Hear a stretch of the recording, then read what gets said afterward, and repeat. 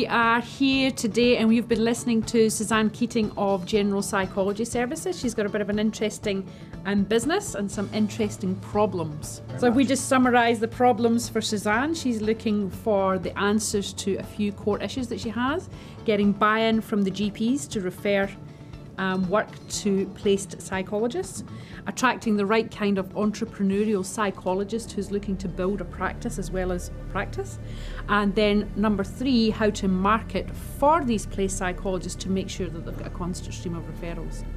Some interesting problems for you doctors. Good luck, I'll leave you with it. There's obviously a growing need for this service. Yes. It appears that it's not impacted by the economy. There is repeat consumption, fantastic business model. I mean, this is a really good opportunity for someone to commercialise psychology. This is a good business opportunity. Yes. So I am interested in what you guys have got to say, but the one thing that strikes me very clearly is that hiring entrepreneurial psychs is a barrier I wouldn't be overcoming. There's another way around that, but I'm interested in your thoughts on the problems. What's happening here is that she doesn't have a practice. Suzanne doesn't have a practice herself. She will basically provide psychologists in these practices. So the revenue model will be the client will be paying a particular GP practice. That practice will take a cut as management services, and then Suzanne will receive that amount in which she'll take a cut, and the psychologists, I imagine, will be contractors to Suzanne. Right, understand.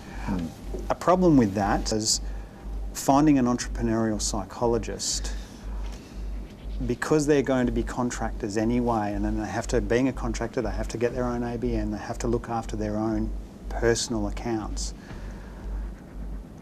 It's attracting that person when they could easily go out and do it themselves. If they've got to do the business basics already, why wouldn't they be going out and just doing it themselves? I was going to say the same thing. Instead of giving another cut away. I don't think we are necessarily looking for an entrepreneurial. No, I think we want someone who's sort of happy to be part of a team and Yep. not necessarily take all that a risk that an entrepreneur may. And you need to eliminate that from this equation here, which can be done, but just don't even think about having those types of people around. No, because the model that is being presented is that the psychologist has the opportunity to sit inside an already well-established clinic with GPs, OTs, etc., that can refer business to them, with general psychology practices doing the marketing, taking care of the admin and all of that. Driving the trust is a possibility, but it's a lot of work, and you've got all these egos in a clinic. So maybe there's another way to eliminate that. Why make this business so hard?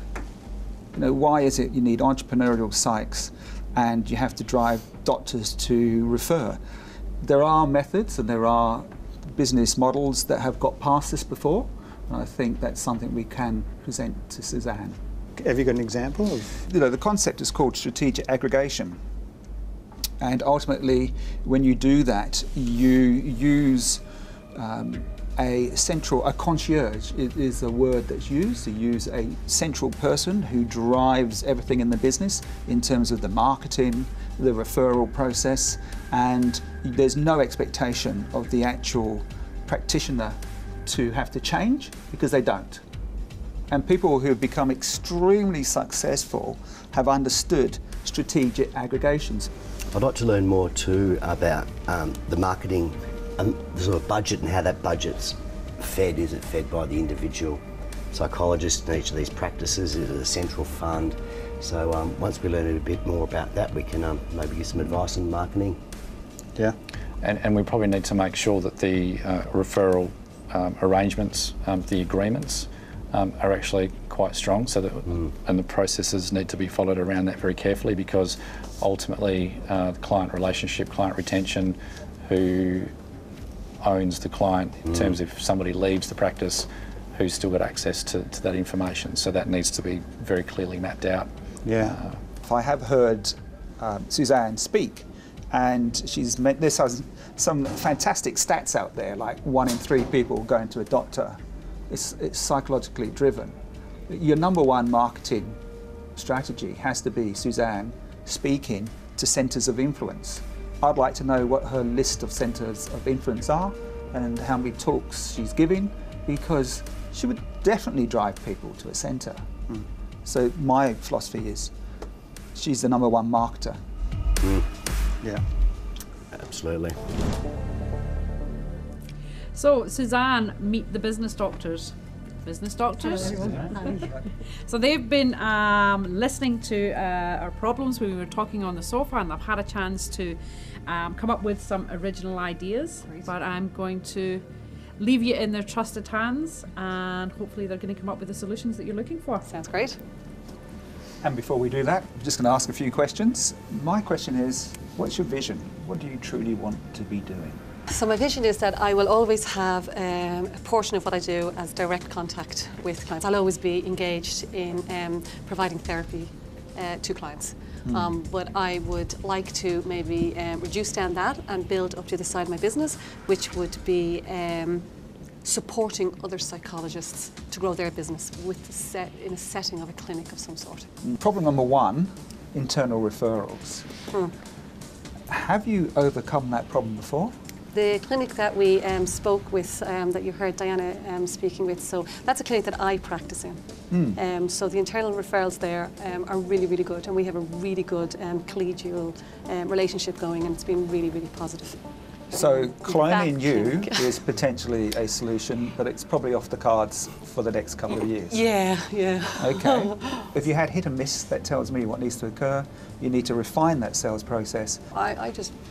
I don't know what a refined sales process means. So one, you need a salesperson to go through a sales process with you and step you through what would potentially work. Okay. And you trial it, test it, get it systemized, you role play it, whether it's going to be you or not. And in that process, I think it's really important, you need an advocate as well. So somebody that you've dealt with, another GP who it's worked exceptionally well for.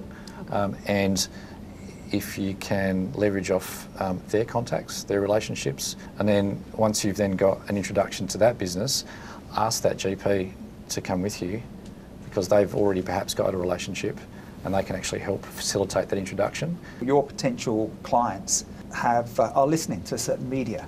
Yes. You need to know what media they're listening to, and you need to be talking publicly. And there are plenty of people who would love to have someone come on board who is very knowledgeable, very experienced to talk about issues. So that's not a hard thing to do. But you need to know your centres of media influence, and then you need to know your message that you're going to promote and the objective of that dialogue. Tell me, why do you do what you do? I'm just interested in why. Why are you a psych? I'm thinking of many reasons why I shouldn't be a psych. Other than money, what's the drive money is here? not the thing. What's the purpose They're never here? going to get rich from there. It sounds really, really naff, but really being there supporting people and seeing changes, seeing the little changes that happen in people's lives that can actually make an improvement in them. Right, okay, so you've got a mission out there. Don't you think people should know that you've got a mission to help them? So therefore, get in front of or get on the radio where people want someone who is driven to achieve and to support and help people. Marketing, in my opinion, is an investment in your business, you know. No one likes spending it, and we all want a great result for it. But at the end of the day, you just have to say, okay, I want to build my business X amount, therefore I'm willing to invest X amount of money into it, and then you then do that research to find out what you think can work best for your business. And it's important then to track where your customers are coming from, so to determine what campaigns are working. So how many are coming from referrals from within the clinic, how many are coming from websites, social media, radio campaigns, and then you can start to determine, well, what is working. It's important that you get an understanding of your finances, because if it's not profitable to yourself, there's no point in doing it. So it's vitally important that you're forecasting and you understand how many billable hours do I need to have for this to be viable. I totally agree with Matt. You do need to do some financial modelling here. When you spoke about your why, it was about helping people. It was nothing to do with money. I know it comes back hand in hand, but fundamentally you may be able to help more people with a different financial model. So Suzanne, how was that experience for you? Wow, it was really good. It was really interesting. It was very parts of it quite overwhelming. Yeah, but overall, really good experience. Do you have takeaway things to do, to ask, to work on? Yeah, I mean, I highlighted definitely areas that I need to kind of focus on. So I mean, I don't have systems. A lot of it's just been doing ad hoc, and I really, really need to put that together, and I really need to formalise that and make more systems. And then the whole idea that this is a sales process, and I need to formalise that. That was really, really helpful. I think it's the same problems as most business owners. You know, as the lack of systems, it's all in the business owner's head. Yeah. If you had to say or choose one thing, what's your one takeaway thing that you can take away, you can work on now, or your biggest aha moment? What's that? I actually have two. So can I say two? So one of them is that it's a sales process, and I need to systemise that, and I haven't been systemised, and I need to kind of refine that and keep trying. That's huge for me. And then the other one is that I need to know my centres of influence, and that is something that I've started to identify, and it's something that I've begun to work on. But just to clarify that for myself, I think that'll be really helpful. But look, it's been really, really great to have you on the show. I wish you all the best and every luck for your future business endeavours. I'll hopefully catch up with you a little down the line and see how you go. Brilliant. So that's our wrap for this episode of Business Doctor. Join us again next week when we dissect one more Perth business.